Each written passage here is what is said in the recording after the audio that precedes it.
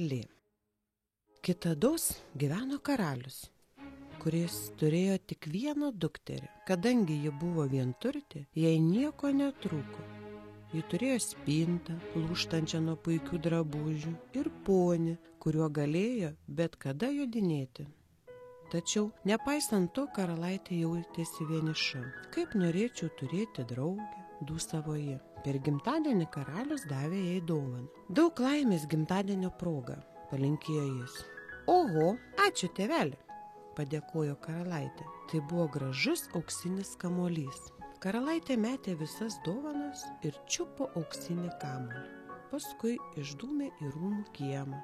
Ten visą dieną žaidė su kamuoliu, mėtydama jį aukštyn ir gaudydama. Ji buvo taip susižavėjusi tėvo dovana, kad mėtė jį į vis aukščiau ir aukščiau. Netikėtai vėjo gūsis pastvėrė kamuolį ir pernešė tiesiog per pilies sieną. Ai, sušuko karalaitė. Tikiuosi, kad nepraradau savo brangios dovanos. Reikia kamuolį surasti, kol kas nors kitas nepaėmė. Išbėgusi iš pilies, karalaitė suspėjo pamatyti, kad kamuolys skrieja miško link. Jis stebėjo, kaip kamuolys įkrito į kūdrą ir nuskendo. Ai, ką man dabar daryti? Sudejavo ji. Dabar aš niekaip jo nesusigrąžinsiu. Kaip tik tuo metu pasigirdo garsus pukšt. Ir kūdros viduryje ant lelijos lapų užšoko varlė. Fui, bėk šalin, tu šlykštus padarė, suriko karalaitė. O tada jos nuostabai varlė prabilo. Aš surasiu tavo kamuolį, bet pirmą tu turi pažadėti nusinešti mane namo ir elgtis su manimi maloniai, kaip ir su drauge, sukvarkė varlė. Na gerai, karpuotoji, atsakė karalaitė. Ji žūtbūt norėjo susigrąžinti kamuolį. Varlė nunėrė į kūdros dugną ir iškilo tikrai tarp savo plėvėtų pirštų, laikydama auksinį kamuolį. Tačiau, kai padavė jį karalaitei, to ji pašoko ir nubėgo su kamuoliu. Palauk, kvarkė varlė. Paimk ir mane su savim, kaip žadėjai.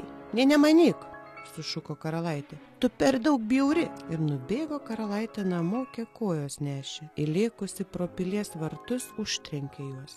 Tikiuosi, kad tai paskutinis kartas, kai matau tą bjaurią varlę, sumurmėjo ji. Karalaitė nuskubėjo papasakoti tėvui, kas nutiko. Aš pamečiau kamuolį savo, o kad jį atgaučiau, turėjau pažadėti bjauriai senai varliai, kad būsiu jos draugė, papasakojo į karalių. Privalai ištesėti savo pažadą, pasakė karalius. Karalaitė negalėjo patikėti savomis ausimis. Bet juk šiandien mano gimtadienis, sušuko ji. Ir iš tikro bjauri, karpuota. Tu pažadėjai ir privalai išpildyti savo pažadą, pasakė karalius. Tuo metu nuo pilies vartų atsklido kvarkimas. Įsileiskit mane, kurkė varlė. Tačiau karalaitė tik akis pavartė ir sukryžiavo rankas. Turi įleisti tą vargšą padarėlį, atkakliai tvirtino karalius. Nenoromis karalaitė nuėjo prie vartų ir juos atvėrė. Tuoj pat varlė prišoko prie jos ir pažvelgė tiesiai į akis. Norėdama parodyti, kad mes esame draugės, tarė varlė. Leis man sėdėti greta tavęs ir dalintis tavo gimtadienio vaišėmis. Aš nežinau, ar delsė karalaitė.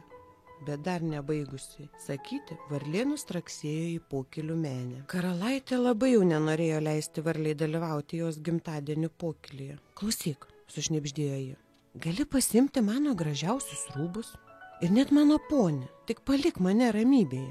Tačiau varlė atsakė, nenoriu jokių tavo daiktų, tik noriu būti tavo draugė. Labai nenoromis karalaitė leido varliai sėdėti greta jos prie stalo. Nutaikiusi akimirką, kai karalius į ją nežiūrėjo, stūmė varlę į žėlė dubenį. Nemėgstu žėlės, sukurkė varlė.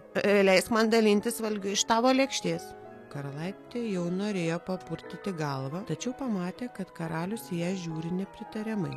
Iš lėto ji pastūmė savo lėkštę arčiau varlės ir buvo priversta dalytis valgiais. Iš pradžių varlė paragavo didelį picos, paskui pyrago riekės. Gardumėlis, sušuko ji, tekštelėjusi pirštais savo per šlapias lūpas ir šliurptelėjus per šiaudelį sulčių. Karalaitei pradėjo kilti šleikštulys. Kai varlė sočiai privalgė, ji vėl kreipėsi į karalaitę. Dabar, karalaitė, tarė varlė, brangiausias mano troškimas, kad tu mane pabučiuotum. Jokių būdų, suklikė karalaitė. Tai šlykštu. Varlė staiga liuoktelėjo nuo stalo aukštyn jos link. Karalaitė užspaudė ranką burną, kad sulaikytų riksmą. Prisimink savo pažadą, sušnibždėjo jai tėvas.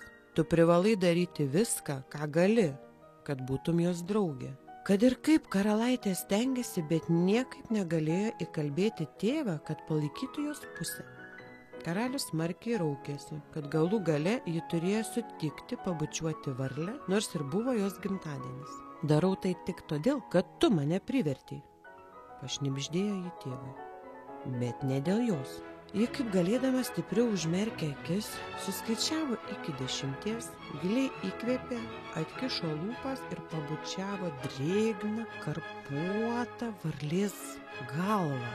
Atmerk akis, ištarė balsas, kuris net truputėlio nebuvo panašus į varlės. Kai karalaitė atsimerkė, be galo nustebo, pamačiusi priešais save stulbinamai gražų jaunikaitį. Kas tu esi? Paklausė ji. Aš karalaitės, kurį pikta ragana buvo pavertusi varle, paaiškino jis. Ji pasakė, kad užkeikimas baigsis tik tada, jeigu karalaitė priims mane į savo pilį, pasidalins su manimi savo valgiu ir mane pabučiuos. Tavo bučinys nutraukė užkeikimą. Tu esi žaviausia mergina, kokią buvau sutikęs, tarė karalaitis. O dabar norėčiau tave vesti. Karalaitė jautėsi labai susigėdusi, kad taip blogai elgėsi su karalaičiu, kai jis buvo varlė. Jis atrodė toks malonus ir draugiškas, kai atvirto į žmogų. Na gerai, tarė ji, jeigu tėvelis neturės nieko prieš ir jeigu tu man atleisi, kad buvau tokia šiurkšti, tekėsiu už tavęs. Jie nuskubėjo pasakyti karaliui. Išgirdęs šią žinią, jis labai apsidžiaugė ir jau kitą dieną buvo iškeltos labai linksmos vestuvės.